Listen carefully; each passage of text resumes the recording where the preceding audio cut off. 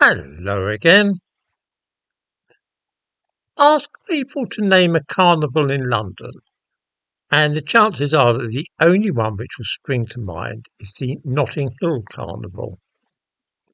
Although a relative newcomer on the London carnival scene, this one has now come to define carnivals in the capital. It has even convinced some people subliminally that carnivals are actually a Caribbean thing, despite the fact that they started in Europe.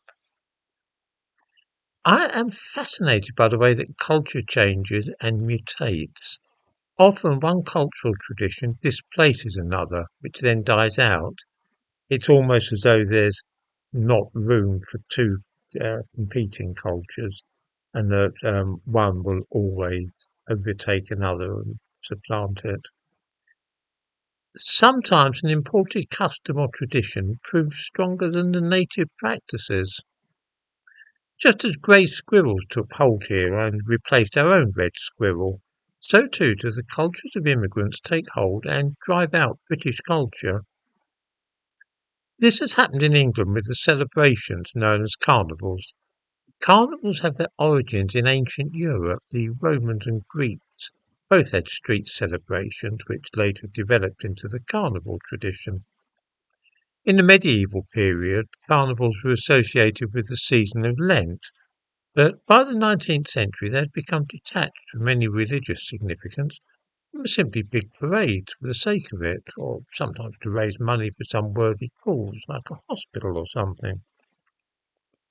Carnivals in and around London were a big thing during the reign of Queen Victoria.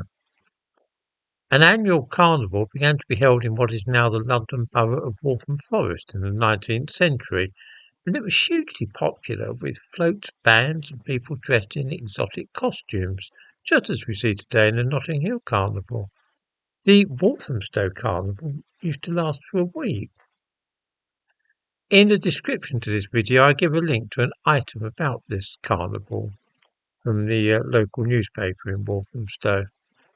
The carnival there was going strong in the 1960s and 1970s, but has now stopped. It's vanished. The thumbnail to this video shows the Ilford Carnival in July 1912. This was another very popular event, and like the Walthamstow Carnival, was still very uh, uh, strongly attended and popular in the 1970s. It too has now simply ended. There's no longer any appetite for traditional English carnivals, possibly because they seem too exclusively white these days. Although it only began as a public event in the streets in 1966, the Notting Hill Carnival has now established itself as the only one we need.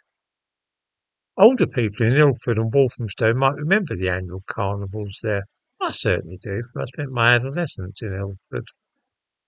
The carnival there was a big thing every summer, and people came from all over East London to watch the parade. I'm bound to concede that it certainly lacked some of the, shall we say, joie de vivre which we see displayed at Notting Hill. Nobody was stabbed at the Ilford Carnival, and nor did people urinate in doorways, sell drugs, or mug passers-by. Judged by modern standards, it was, I suppose, a rather low-key affair, but we enjoyed it.